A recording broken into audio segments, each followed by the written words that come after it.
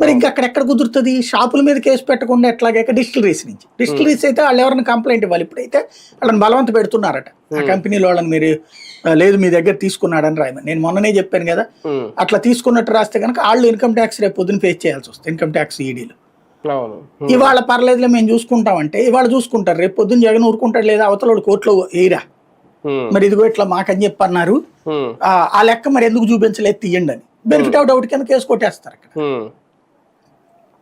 కాబట్టి వాళ్ళు ఆ రిస్క్ తీసుకోవడానికి రెడీ అవ్వాలి.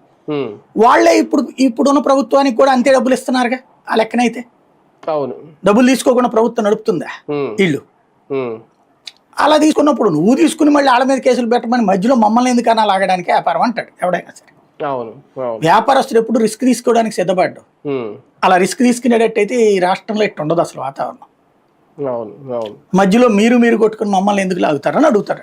నీ డబ్బులు అతను అడిగినప్పుడు అతనికి ఇచ్చాం, నువ్వు అడిగినప్పుడు నీకు ఇస్తున్నావు.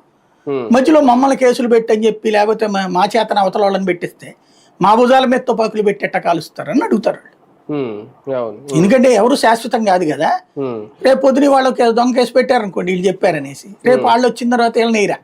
అదే కదా, కాబట్టి ఆ భయాలు ఉంటాయి సార్. కానీ ఒకటి సార్ ఈ కేసులో అంటే నిన్న మొన్న ఆయన ఒక ఆడియో సందేశం రిలీజ్ చేశాడు కదా కసిరెడ్డి గారు అరెస్ట్ కాకముందు.